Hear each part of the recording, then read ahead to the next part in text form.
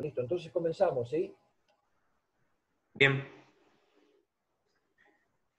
Bueno, buenos días, alumnos. Buenos días, chicos, chicas. Muchas gracias por aguantar y las disculpas porque parecería ser que el problema era de actualización y reinicio de la computadora. Bueno, hoy y en la próxima clase vamos a estar trabajando sobre la incorporación del diseño al corte. Hemos estado trabajando diseño a flexión y ahora tenemos que incorporar los efectos de corte, para lo cual en lo que pretendíamos trabajar durante esta mañana vamos a hablar de comportamiento de elementos estructurales viga, y por extensión será a losas, el comportamiento a esfuerzos de corte y los efectos que produce. Y en la segunda clase vamos a ver, en definitiva, cómo operamos, cómo se recomienda en este curso ejecutar diseño.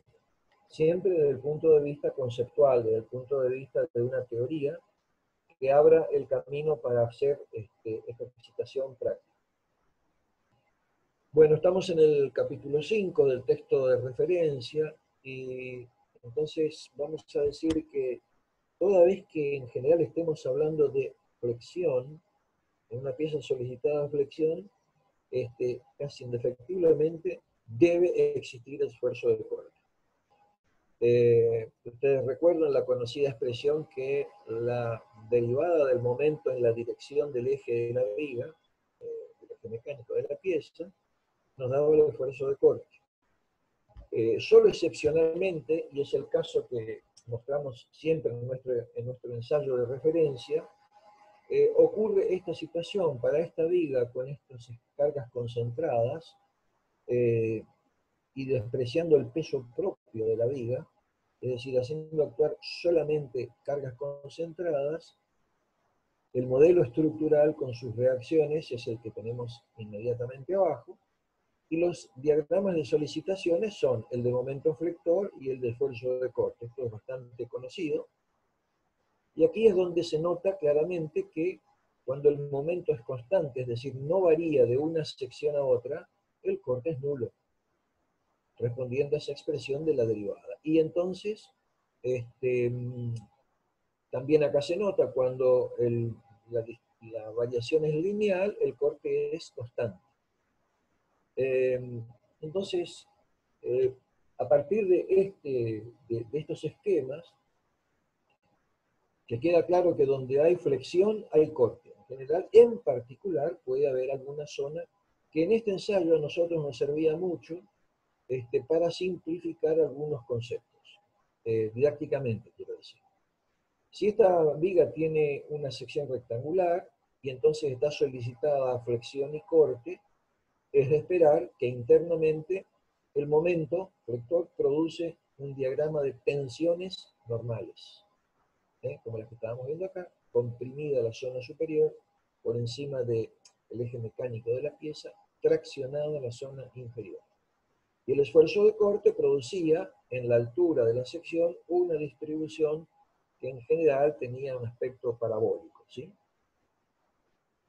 Bueno, entonces, lo que queremos resaltar ahora es que bajo la acción de M, N y B, ahora le vamos a llamar B al esfuerzo de corte. El esfuerzo de corte ahora es B y no más Q, como lo estábamos acostumbrados a tratarlo. Esta es la nomenclatura del CIESOC 201.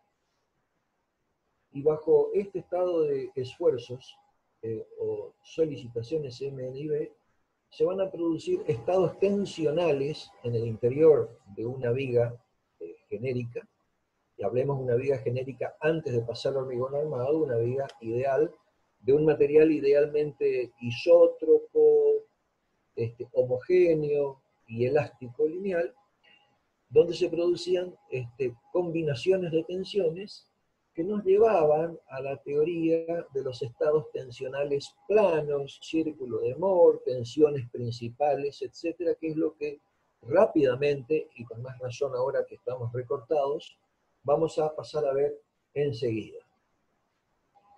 Para si volvemos a una viga de hormigón armado y queremos ver un comportamiento aproximado a la realidad, reproducimos esta imagen que está tomada del antiguo libro de Leonhardt, que muestra el mismo ensayo, pero mirando ahora el extremo derecho de la pieza, el extremo derecho, donde se aplican las cargas concentradas. Claro que está viciado este ensayo porque el peso propio sí está influyendo, sin embargo, el ensayo ha llevado la viga hasta el colapso, especialmente para poder ver el partido de fisuración que se puede apreciar, que es muy aleccionador y al que nosotros vamos a tratar de relacionar con el comportamiento de los estados tensionales planos. Puse acá el diagrama que nos muestra que en esta zona que estaría desde la carga concentrada hacia el apoyo, tenemos la combinación de flexión y corte. En la zona que está desde la carga hacia la otra carga, tendríamos esta situación, tendríamos flexión y corte nulo. Entonces vamos a ver, por un lado, que en la zona de corte nulo, la flexión produce un partido de fisuración que arranca en la fibra inferior y a medida que el ensayo va progresando en carga, la fisura va profundizándose y avanzando hacia el eje mecánico de la pieza. Si nos ponemos en la zona en que estamos bien cerca del apoyo, donde el efecto del momento flector se ve muy disminuido y predomina prácticamente el esfuerzo de corte, se nota que la fisura no arranca en la zona inferior, denotando que el comportamiento de la tracción en la fibra inferior es muy leve y no alcanza a superar a la resistencia a tracción del hormigón en esa fibra. En cambio, se nota que la fisuración es muy inclinada y tan inclinada que llama la atención su parecido a esta fisura al tener una inclinación de 45 grados. Sí, profundiza, sube hasta prácticamente la placa comprimida. Y después hemos resaltado una zona intermedia, que sería cercana a la carga, es una zona donde hay abundante momento, considerable momento y corte importante. Bueno, y ahí es una zona como intermedia, pero se notan fisuras que arrancan en la zona de flexión, y también empezamos a notar que a diferencia de lo que pasa cuando no hay corte, que la fisura permanece casi vertical, acá las fisuras se inclinan. Donde aparece el esfuerzo de corte, la fisuración es inclinada. Bueno, con esas observaciones experimentales de comportamiento, nosotros ahora vamos a hacer un rápido repaso de lo que es el comportamiento de una viga ideal, que para que se parezca a hormigón armado, sería una viga con solicitaciones de muy escasa intensidad, de muy baja intensidad, que permitan suponer que el comportamiento ideal de una viga idealmente elástica, isótropa y homogénea del material, esté en el estado 1. En el estado 1 más o menos el hormigón se comporta, o sea que las tensiones de tracción en el hormigón son bien aceptadas, no se alcanza la resistencia a la tracción del hormigón. Estos esquemitas que están acá los vamos a recorrer un poquito rápido, pero es una recuperación de lo que ustedes han visto seguramente en el curso de resistencia de materiales. Es una viga genérica que es de dos materiales, hormigón y acero, la convertimos en una sección homogeneizada. El baricentro de la sección permite identificar dos fibras extremas, la superior IO o I0 y la inferior IO. Esto es de under y esto es de over. Una feta a lo largo de la dirección X, que sería a lo largo del eje de la pieza, e Y será la coordenada en la dirección vertical perpendicular a esa, X está acá en el eje mecánico. Una feta que cortamos en X de diferencial X nos permite analizar esta situación con que a un costado de la feta tenemos flexión, corte y normal. En este caso, un normal de tracción está puesto. Y del otro lado, de la feta, hay variaciones tanto en N, como en M, como en B. Y entonces, haciendo un análisis de equilibrio en la feta, se puede llegar a decir que la diferencia de momento, que sería la que está desequilibrada, porque este momento se va con este momento, ese diferencial de momento es en realidad el producto del corte que tengo en esta cara multiplicado por diferencial de X. Así se equilibra este diferencial de momento. Y esta es la expresión conocida donde si paso el diferencial de X al otro lado, tengo la variación del momento que me da el esfuerzo de corte.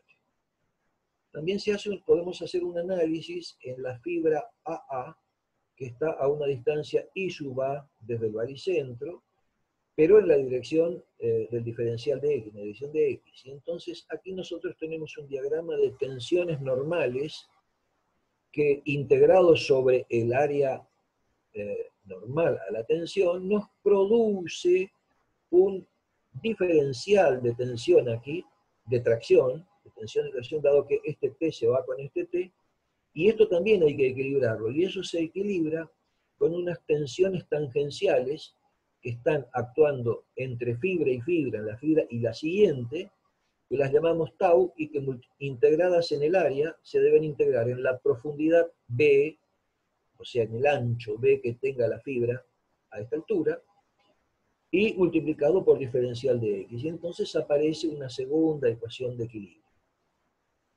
Las tensiones normales, por otro lado, dadas las hipótesis que estamos manejando, responden en este caso a la expresión conocida de la flexión compuesta, donde hay tensiones normales debidas a la carga axial, la carga N, y también hay tensiones normales debidas a la flexión M.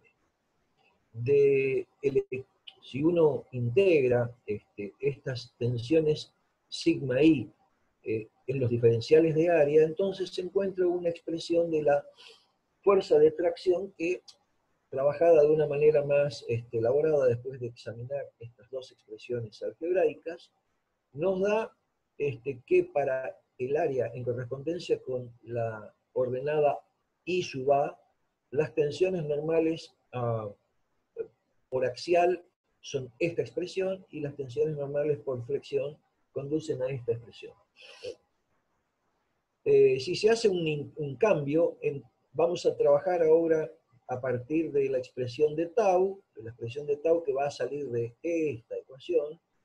Vamos a encontrar que tau tiene una expresión relacionada con la variación de la fuerza de tracción, y terminamos llegando a la conocida fórmula de Collignon para las tensiones tangenciales, que nos decía que el valor de la tensión tangencial a una determinada ordenada I desde el baricentro de la sección tiene el valor del esfuerzo de corte actuando en la sección dividido el ancho de la sección transversal, el ancho, a la altura de esa fibra, y además interviene el momento de inercia total de la sección transversal, y este es el momento estático de lo que llamábamos sombrero, de lo que quedaba por encima o por debajo de la fibra I sub A. Bueno, esto es más o menos conocido, y la he rescatado a estas dos expresiones como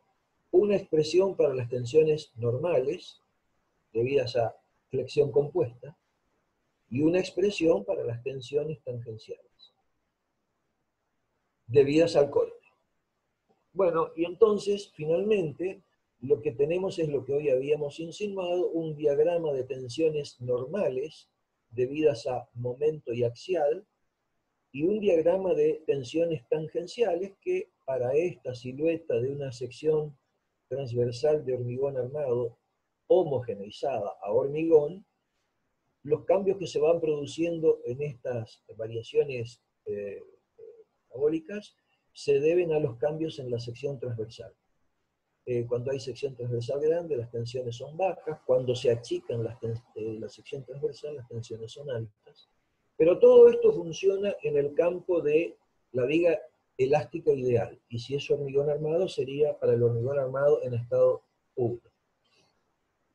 Bueno, debido a tensiones normales y a tensiones tangenciales, van a aparecer tensiones, estados planos de tensiones. A esta fibra le corresponderá una tensión normal y una tensión tangencial tau xi, y lo mismo con cualquiera de las fibras de esta sección. Entonces, hemos de esperar que dispongamos situaciones como la que estamos marcando acá, dando que en la dirección X, que es el eje mecánico de la pieza, supongamos tener tracciones, sigma X, en sentido normal actuarán las sigma Y, y las tensiones tangenciales conducen a este estado tensional de corte, donde intervenían las tau xi y tau ix. Lo que debemos recordar de aquella teoría de los estados planos de tensiones y círculo de Mohr, que en algún momento habíamos visto, era que este estado de tensiones planas completo y que obedece al sistema de referencia X, Y que hemos utilizado de partida, cambiaría completamente si hubiéramos utilizado cualquier otro sistema de referencia, por ejemplo uno rotado. Solo lo aclaro para decir que este es un estado que se describe de esta manera por haber elegido los ejes X, Y en este sentido cartesianos, pero este estado tensional es enteramente equivalente a un estado donde desaparecen las tensiones tangenciales y solo acontecen tensiones normales, y que se caracteriza además por ser máximas, tensiones normales que se llamaban principales. Entonces, este elemento diferencial tiene un estado de tensión equivalente al de sus tensiones principales, donde las tensiones sigma 1 en este caso las hemos llamado principales de tracción, y las tensiones sigma 2 principales de compresión. Hay un desvío respecto de la horizontal que vamos a caracterizar con el ángulo φ1 en relación a que es la inclinación que tienen las tensiones principales sigma 1, en este caso de tracción. Bueno, en el círculo de Mohr hay una correspondencia con lo que está dibujado acá. Ustedes lo examinan un poquitito con detenimiento, pero en correspondencia con este círculo de Mohr, con la geometría que podemos detallar a partir de este esquema, resulta que las tensiones principales sigma 1 y sigma 2 responden a esta expresión general, donde intervienen la sigma X, la sigma Y y las tau xi.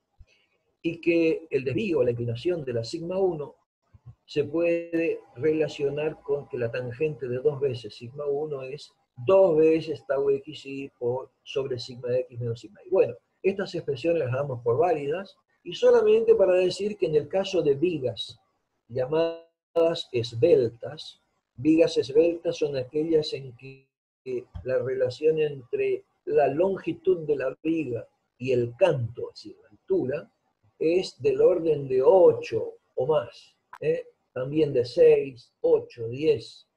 Esas son relaciones de esbeltez que corresponden a vigas esbeltas. En vigas esbeltas se puede considerar que las tensiones sigma y son despreciables, y se avanza considerando las que se anulan, en realidad por una simplificación, y la expresión general de las tensiones principales queda reducida a esta expresión, y a esta, la de la inclinación de las tensiones principales. Resaltado lo que sucede a la altura del eje neutro.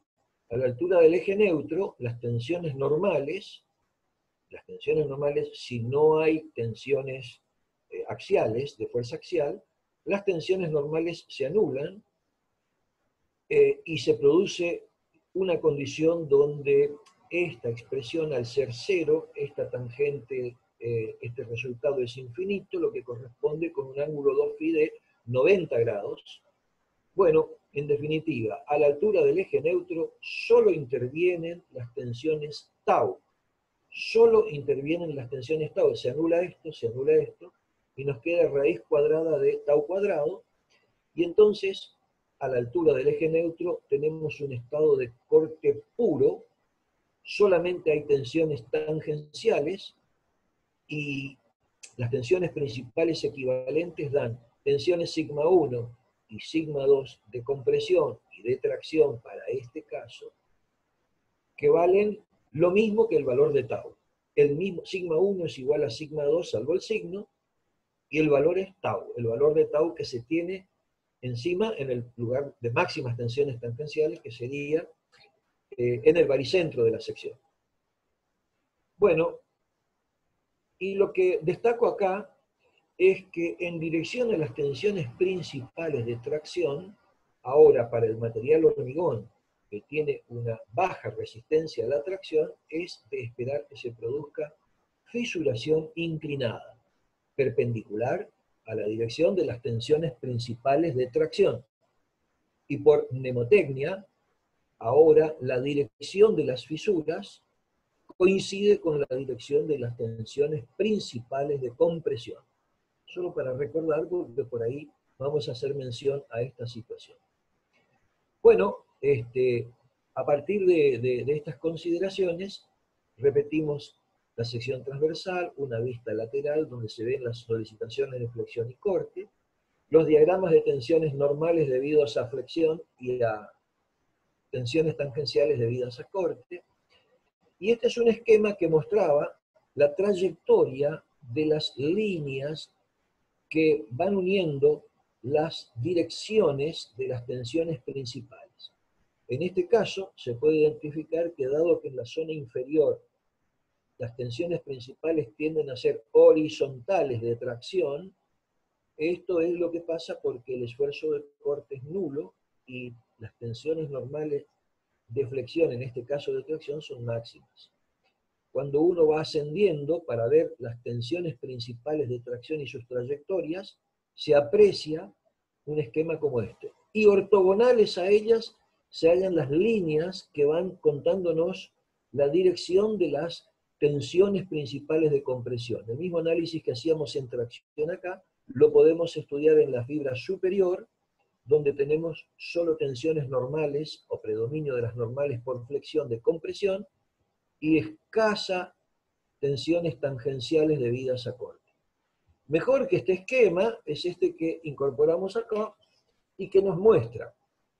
Ahora la única cuestión que tenemos es que tenemos una distribución de cargas uniformemente distribuidas, no cambian los conceptos que estamos por estudiar, hay predominio de las tensiones de flexión en la zona central porque los momentos son máximos y el corte es mínimo. En la sección central, sección crítica central, hay solo flexión y no hay corte, porque ustedes ya conocen el diagrama de corte que pasa por cero, de signo positivo a la izquierda a signo negativo en la sección central. Entonces solo hay tensiones normales y son máximas. Si nos vamos hacia los apoyos, en los apoyos, cerca de la cercanía de los apoyos, el corte es máximo y las tensiones tangenciales, son máximas. Y la intensidad de las tensiones normales debidas a flexión son mínimas a medida que nos acercamos hacia el apoyo. Y en situaciones intermedias se dan estas condiciones. Este esquema sirve también para mostrar, recordemos, estamos siempre hablando de una viga idealmente elástica, material ideal. O sea, hormigón solamente en estado 1, si quisiésemos aproximar. Ahora vamos a examinar estos tres elementitos diferenciales, el 1, el 2 y el 3, ubicados en distintas fibras. Una en la zona de compresión por flexión, pero donde también hay un esfuerzo de corte y un esfuerzo de tensión normal por compresión. El diferencial 1, el elementito diferencial, está sometido a tensiones normales de compresión y tensiones tangenciales, con el signo que están indicadas acá. Estas son las condiciones de Cauchy, que decían que las tensiones tangenciales tienden a acercarse a los vértices con un determinado signo, y esta convergencia de estas dos tensiones hace que este vértice tendería a estirarse, y este otro vértice a estirarse hacia acá, con lo cual estos vértices extremos tienden a elongarse y estos dos tienden a acortarse. Lo que está demostrando que acá hay tensiones principales de tracción y tensiones principales de compresión. Bueno, esto les dejo como para que lo analicemos y cuando tengan la grabación lo revisen de nuevo. Pero pasemos entonces al elemento diferencial 3, donde ahora tenemos tensiones normales de tracción, porque estamos en la zona inferior, y el esquema de corte se sigue manteniendo, las tensiones tangenciales tienen el mismo signo, quiero decir, pero van cambiando con la profundidad a la que nos encontremos, ¿sí? Ahora, como novedad, si estamos a la altura del eje mecánico de la pieza, el elemento diferencial 2 no tiene tensiones normales y solamente tiene un estado de tensiones plano llamado de corte puro, solo cortante.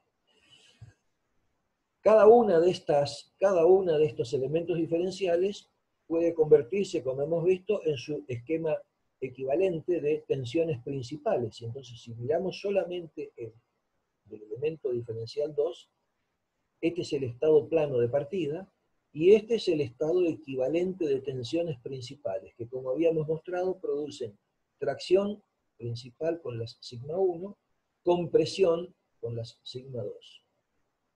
Y entonces, todas estas líneas que marcamos acá partiendo de esta, nos están marcando las direcciones de las tensiones principales de tracción, y a eso le vamos a llamar isostáticas de tracción. Y es una familia de curvas que están marcadas todas con las líneas de trazo continuo. Mientras que en sentido perpendicular, vamos a partir del esquemita que teníamos acá, estamos marcando la dirección de las tensiones principales de compresión en este elemento, y entonces la tangente, o sea, la dirección, permite calcular unas curvas que son las isostáticas de compresión. Las familias de isostáticas de compresión y de tracción se deben cortar ortogonalmente en cualquier punto de análisis. Esto es todo teoría del curso de resistencia de materiales, pero que está bueno tenerlas aquí como referencias.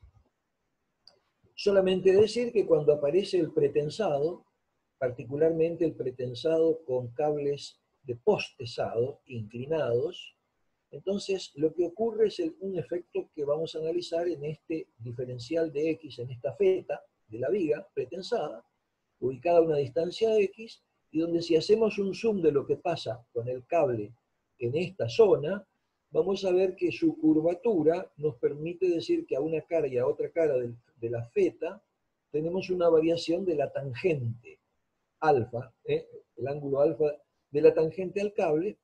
Y entonces, si analizamos la fuerza de compresión que está introduciendo al hormigón la fuerza de pretensado, su inclinación nos dice que tenemos la posibilidad de descomponerla en una fuerza horizontal, que va a ser para nosotros, desde el punto de vista práctico, la fuerza de pretensado útil, pero también hay una fuerza transversal que tiene la misma dirección que el esfuerzo de corte que tiene esta feta debido a las cargas exteriores.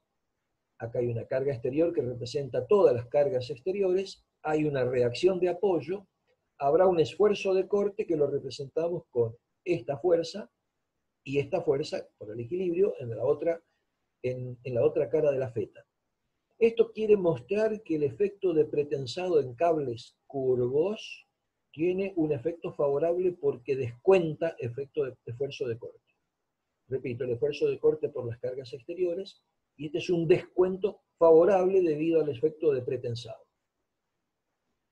Bueno, y debido a la compresión que introduce el pretensado, las tensiones principales de tracción se ven disminuidas y pueden llegar hasta desaparecer, y ese es un efecto que también estamos buscando porque la fisuración en vigas pretensadas se va a producir para una cantidad de cargas muy superior a que si tuviéramos solamente una viga de hormigón armado. Son los efectos favorables de la acción del pretensado. Ingeniero, ¿Sí? le quedan 5 minutos. Bien. Bien.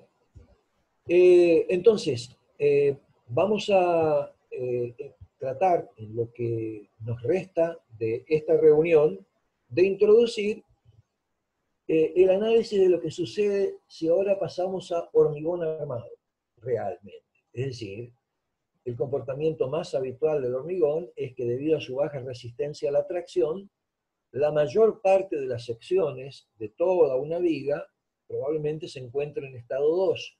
Y solamente cuando estemos en zonas de bajas solicitaciones a tracción, podremos pensar que esa zona, esa región, se encuentra el hormigón en estado 1. Y en esta parte lo que vamos a intentar ver ahora es imaginar una viga de hormigón armado, genéricamente con esta sección, acá está completamente armada, pero vamos a suponer que no la armamos, que solamente dejamos la armadura principal o longitudinal de flexión.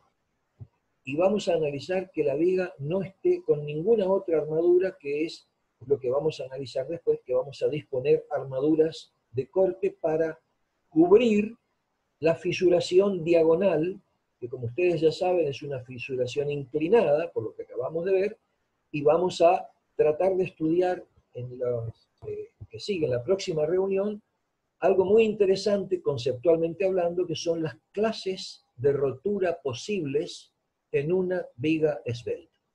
Cuando retornamos, arrancamos desde este punto y vamos a analizar, por lo menos en este esquema, 5 tipos de roturas, para las que hay 3 de ellas, las que estoy marcando como 2, 3 y 4, que están muy directamente relacionadas con los esfuerzos de corte. Repetimos esta introducción en el inicio de la siguiente reunión.